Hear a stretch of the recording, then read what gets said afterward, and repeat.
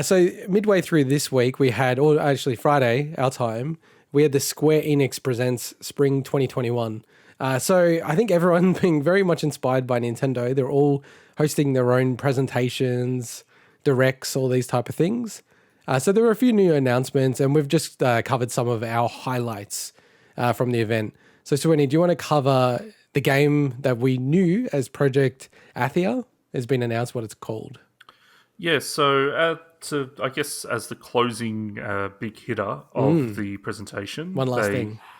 They basically go, okay, big update on Project Athia or whatever. I think it's Athia, but it doesn't matter anyway. It doesn't exist anymore. Exactly. So that was announced back in June last year, and it's a PS5 PC title being developed by Luminous Productions, who are the internal studio that worked on Final Fantasy 15. So it's basically built on the bones of that team, which was called Business Division 2.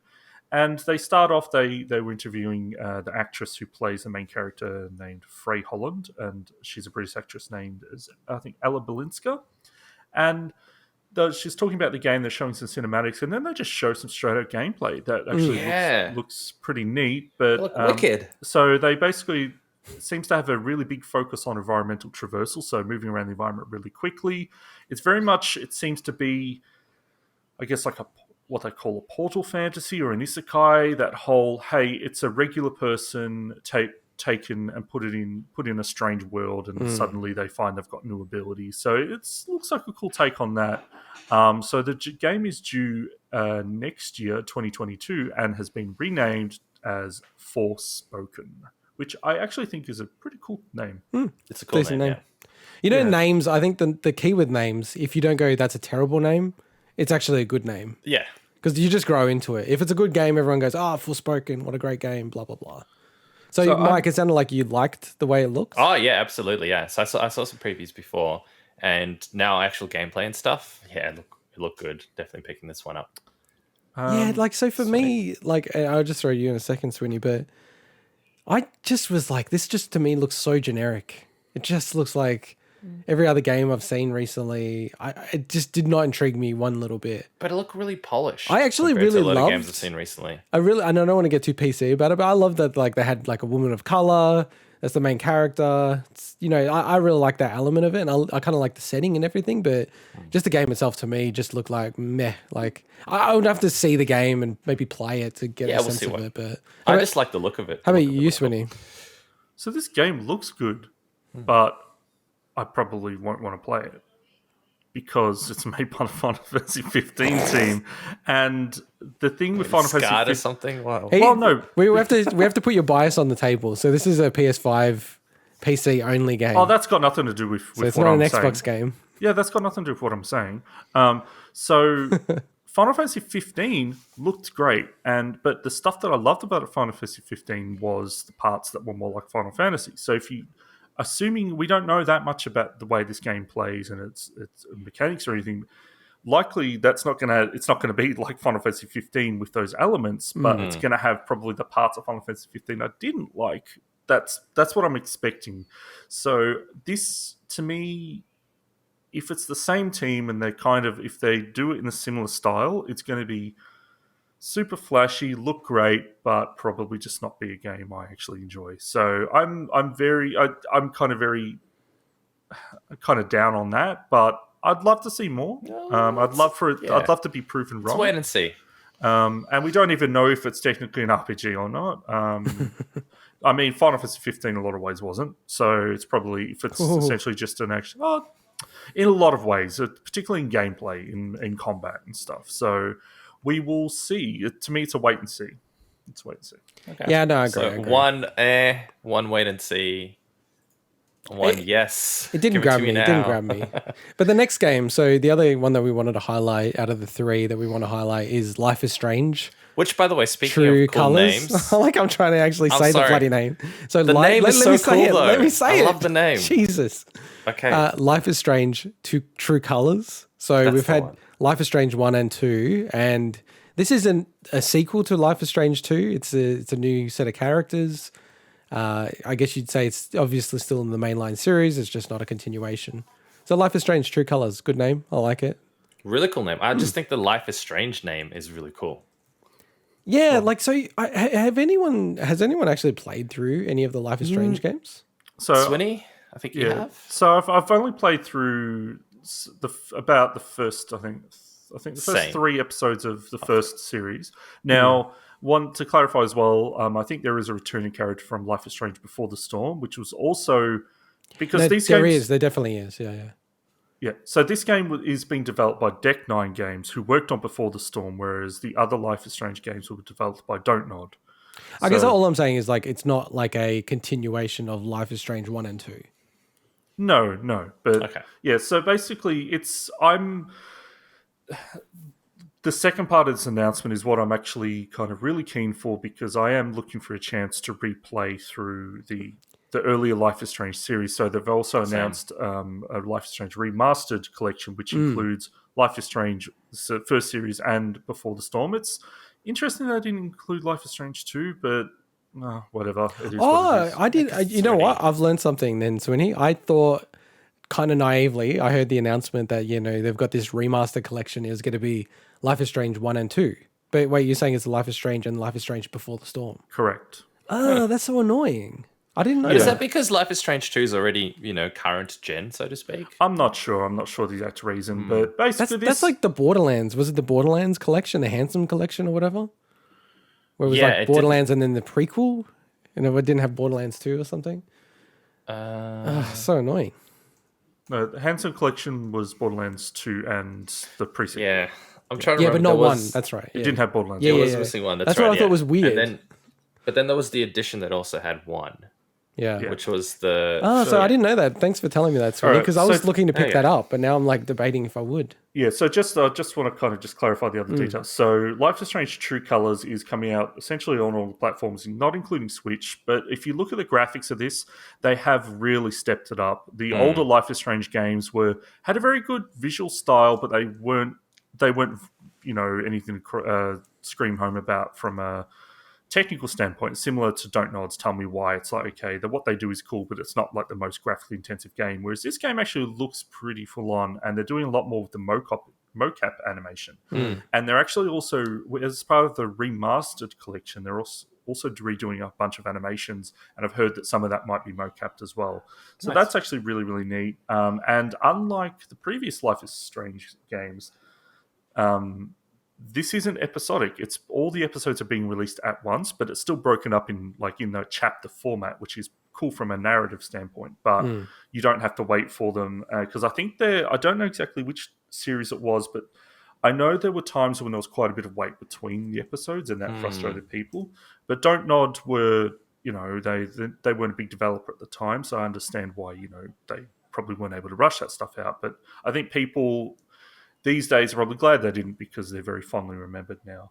But It's, the whole episodic thing is so interesting because Valve are the ones who started the whole episodic content in the mainstream with Half-Life 2 Episode 1. And I genuinely feel like it has not worked in general across the industry whenever it's been employed. Like there are great games that have been episodic, and history's definitely shown that, but I feel like it's just the amount of frustration people get, and I still question whether you get as much money, like commercially, if it's actually a smart idea anyway. Because I feel like you just have a falling off of people who will buy the next episode, whereas, if you're buying a game complete, a lot of people will never even boot up the game, but you've got that sale. So yeah, I feel like, if anything, TV's moving away from episodic content in such a way that comes out over a lengthy period of time. It's like, here's a new series, all the episodes are up at once. That's becoming more common. I think it goes back, for me personally, it goes back to the whole playing DLC for games like Dark Souls. It comes out so much later that I struggle to go back to the game because I'd either have to go through the whole game again or at least halfway through the game to be able to get to the DLC parts. And I just give up. So I think it's kind of the same as this. I actually waited till all of the episodes were released, and then I was going to play, and then I started playing it for whatever other reason I stopped. So I'm looking forward to, much like you guys, just to actually play it again properly from the start. So with Life is Strange True Colors, if you get the Ultimate Edition, then you also get the Remaster Collection included as part of that package. And True Colors is coming out on the 10th of September this year. Yeah, Nice. and they did confirm that the remaster will come out at a later date this year. So you'd probably think 1 or 2 months after that. And Forspoken's coming out in 2022 at this stage. And then the final game that we wanted to mention was Tomb Raider Definitive Survivor Trilogy, which is a bit of a mouthful. So celebrating the 25th anniversary of the Tomb Raider series, which is pretty cool. One thing that I got really sad about, I guess, is that it's a digital-only bundle at this stage, and there's been no announcements of a physical version of this. So it's the Tomb Raider trilogy with all the DLC, and this is I guess, is this the third iteration of Tomb Raider, you'd probably say, Swinny? Yeah, so this is basically you had the original games, you had the Legend trilogy, and then you had the, I guess they're calling it Survivor trilogy, which is a very apt name. With this as well, obviously Square Enix is going to make a big deal of this regardless because they're releasing a new, I guess, bundle. But so many games these days are just like, you go on the Xbox or PlayStation Store and it's like, okay, a bundle of these two games, a bundle of these two games digitally. And it's just it's just that. It just feels weird that this is, there's nothing really special about this other than the fact that it includes all the DLCs. That's the only thing that I think is the call out. Well, but yeah, go on, sorry, Mike. No, I was just going to say, with the DLC and stuff, I'm so confused as to what I own, because I know I own some of these games already, but then when I go there, because of the way the DLCs have been split up and the way you have Ultimate Editions and this and that, I've lost track of what I actually even have access to now.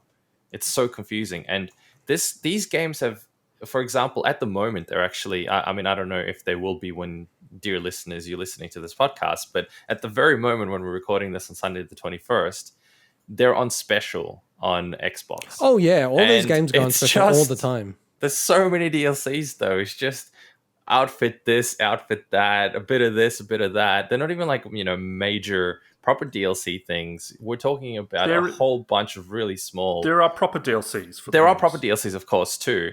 But if you go there to look at the Xbox specials, there's pages worth of outfits and stuff like that for this game, which isn't a bad thing. I'm not saying anything against that. It just makes it really confusing when I go, do I have that piece of content or not? The reason why I feel this is weird is because all three of these games are were on that generation, because this is essentially so it just feels like just a packaging, just a new SKU of that. It doesn't feel like there's anything. There's nothing else special to it. So it's just weird. That's why I got really confused by it, Swinny, because in a game that definitely was inspired by Tomb Raider, the Uncharted series, you have the Nathan Drake collection. So the Uncharted games all on one format you can buy physically, which to me it's like, oh, that's a cool way to package them all up. Get a new generation of people playing those games. So I was actually looking at it going, okay, if they have a whole PS5 version of Tomb Raider Definitive Survivor Trilogy, or even PS4, that's something to keep my eye on and I might pick up. But just having it as a bundle, it feels like we're getting an announcement for just a package that honestly how long does it take? Like a day to package it up? Like seriously. And they're always on special by themselves that, I don't know what the cost of this will be. They are always on special. But this might be a full price kind of game, whereas you can get all of them on special for $8 with all the DLCs and stuff sometimes. So the reason I actually wanted to include it was to talk about that. Like, it's just a weird thing. I understand they're going to promote it, but also just this 25th anniversary. So they also announced a cookbook, which is actually a neat little thing because is it a physical thing though, or is it a PDF? I want to know a physical thing. So they're making a physical cookbook.